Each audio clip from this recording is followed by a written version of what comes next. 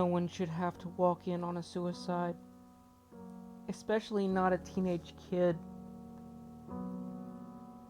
Dad had always warned me about depression. Depression is a demon, he would say. Looking back, I could see why it was that he wanted to grind that topic into my head so often. When I was younger, I was very absorbed into my own life. That is what teenagers do.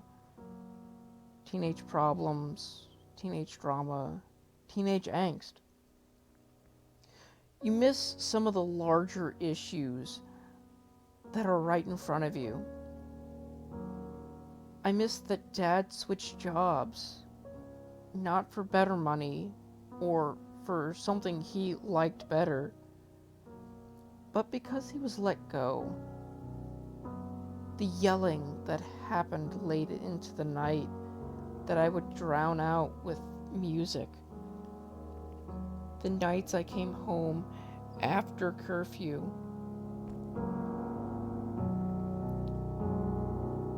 And Dad was always waiting up to make sure that I was okay.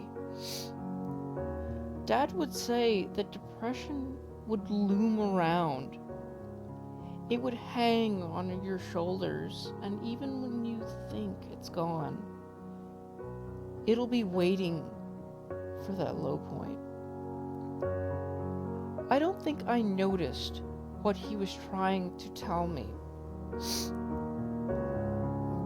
I remember we would go on family trips, and Dad would always smile. But he would look off into the distance, almost like he was not really there.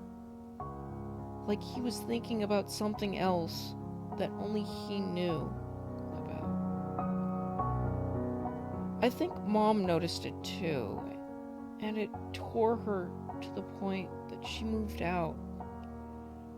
She said she couldn't handle him anymore. When I found the note, I didn't know what to do. I had no idea that the word goodbye could be as powerful as it was on that yellow notepad. I ran through the house screaming for him, "Dad! Dad!" My feet thumped around the first floor and up the stairs towards his bedroom. A thin light showed under the bathroom door. I pounded on it, yelling for him again. "Dad!" Sobbing. All I could hear was my dad's sobbing coming from the other side of... "Dad, please," I said more to myself than to him, unsure if he could even hear me with such a whisper. The doorknob was cold to the touch, my hand wrapped around it, but I couldn't will myself to turn it. I knew what the note meant. Dad was behind the door, and I wasn't sure if I wanted to see him as he might be. Had he already gone through with it? What should I do if he had? Should I wait and just call 911? But if I didn't go in now, would he go through with it before anyone else was here to help me? Thoughts raced through me, but finally instinct took over. My body moved before my mind could find a conclusion.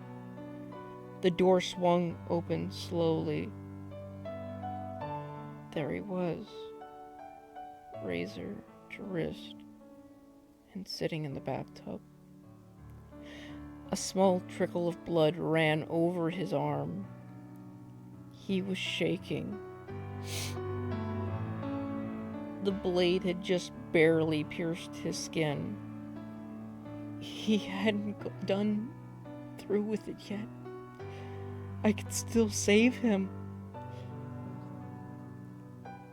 I didn't know what to say. Dad, please, don't, please. It was all I could think of, but he didn't listen. He stared, like he always did, away at something, like he wasn't here with me. I followed his line of sight. Out of the corner of my eye, I could see it, or I couldn't see it until I really wanted to. The shadowed figure, an outlined figure of a man with no form. The form knelt beside Dad. He was touching him. No, he was holding him, holding his arms, holding his hands. Dad wasn't cutting his wrists. The shadow. The thing I could see but couldn't see was cutting him. The long, smoky finger of the thing held the razor over Dad's wrists, and its head would shift from blade to meet Dad's gaze, then back again. It played with him, almost asking, "Should I?" When I could finally break my eyes away, they locked with my father's. He stopped looking at the shadow. He was looking at me, right into my eyes.